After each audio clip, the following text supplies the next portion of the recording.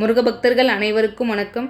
இறைவனை நம் மனதால் முழுமையாக அடைவதற்கு என்னென்ன வழிகளெல்லாம் இருக்கிறதோ அதில் ஒன்றாக திருமந்திரத்தை அர்த்தம் புரிந்து படிப்பது. அந்த வகையில் கந்த சஷ்டி கவசம் வரிக்கு வரி வார்த்தைக்கு வார்த்தை என்ன பொருள் என்பதை இங்கு பார்த்து கொண்டிருக்கிறோம். இன்று பாகம் 3 பார்க்க போகிறோம். இதில் ஏதேனும் பிழைகள் இருந்தால் என்னை மன்னிக்கவும். பாடலுக்குள் போகலாம். வாசவன் மருகா வருக வருக.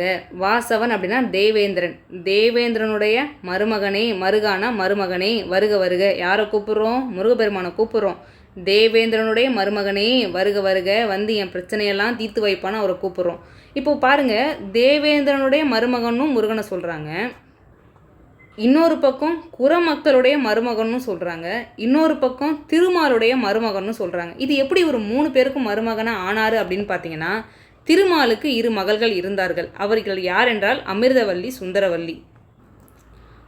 2 பேருமே முருகப்பெருமானை அடைவதற்கு தவம் இருக்காங்க. அப்படி அவங்க தவம் இருந்த வேளையில் அவங்களுக்கு முருகப்பெருமானால் ஒரு வரம் கிடைக்குது. அது என்ன அப்படின்னு பார்த்தீங்கன்னா, 2 பேருமே திருமணம் செய்து கொள்வதாக சொல்லியிருப்பார். அதனால் அவர் என்ன சொல்லியிருப்பார்னா, அவர் என்ன காரணத்துக்காக இந்த பிறப்பு எடுத்தார் அப்படின்றத சொல்லிட்டு, அதெல்லாம் வதம் பண்ணதுக்கப்புறம், அந்த அசுரர்கள் எல்லாம் வதம் பண்ணதுக்கப்புறம் திருமணம் புரிந்து கொள்வதாக சொல்லியிருப்பார். அந்த வகையில் அமிர்தவல்லி அப்படின்னா தேவயானை. தேவயானை என்ன பண்ணுவாங்க அப்படின்னு பார்த்தீங்கன்னா, தேவேந்திரனுடைய மகளாக விண்ணுலக பெண்ணாக வளர்ந்து கொண்டிருப்பாங்க. அதுவே வள்ளியம்மை, வள்ளி பிராட்டி என்ன பண்ணுவாங்க அப்படின்னு பார்த்தீங்கன்னா, நம்பிராஜன், இந்த குறக்குலத்துக்கு தலைவனாக யார் இருப்பாங்கன்னா அப்போ நம்பிராஜன் இருந்திருப்பார். அந்த நம்பிராஜனுடைய மகளாக மண்ணுலக பெண்ணாக வாழ்ந்து கொண்டிருப்பார். இப்போ அடுத்த லைனுக்கு வருவோம். நேச குறமகள் நினைவோன் வருக அப்படின்னு சொல்லுவாங்க. ஓகேங்களா? அந்த குறமகள் வள்ளி பிராட்டியோட நினைவோன் அப்படின்னா அந்த எண்ணத்தில் எப்பயும் நிலைத்திருக்கிறவர் யார்? முருகப்பெருமான்.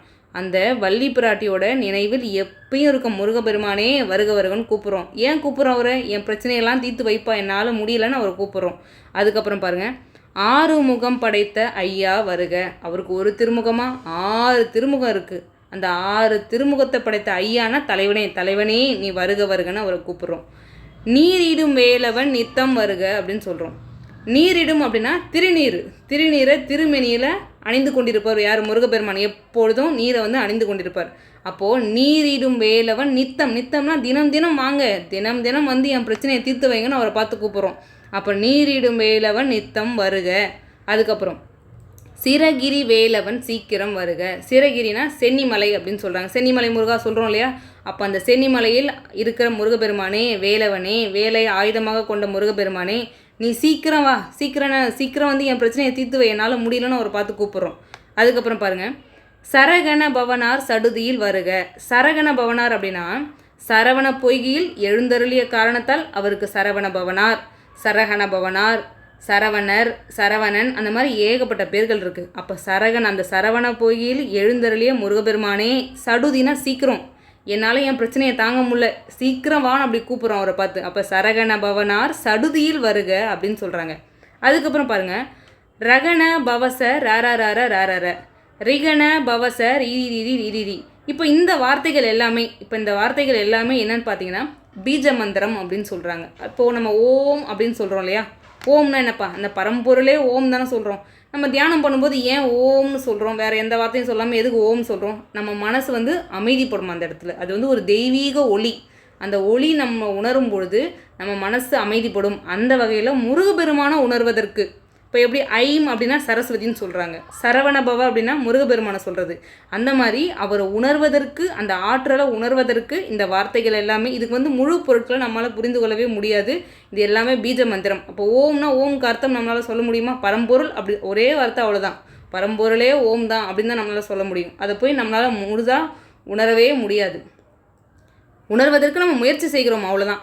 ரகண பவச ரர ரிகண பவச ரிரி வினபவ சரகண வீரா நமோ நம. ஓகேங்களா? வினபவ அப்படின்னா விண்ணில் பிறந்தவர் அப்படின்னு அர்த்தம். சரகணனா சரவண பொய்கையில் பிறந்தவரே, வீரனே, வீரா. அடுத்து பாருங்கள், வீரனே நமோ நம, உனக்கு நமஸ்காரம், நீ வா, நீ என் பிரச்சனையை தீர்த்து வை அப்படின்னு சொல்லி அவரை கூப்பிட்றோம். அதுக்கப்புறம் பாருங்கள், நிபவ சரகண நிரன அப்படின்னு சொல்லியிருக்காங்க. நித்தமும் எப்பயும் சரவண பவனா தான். ஓகேங்களா? வேறு யாரும் கிடையாது. நித்தமும் நீ தான் முருகா, நீ வா முருகான்னு அவரை பார்த்து கூப்பிட்றோம்.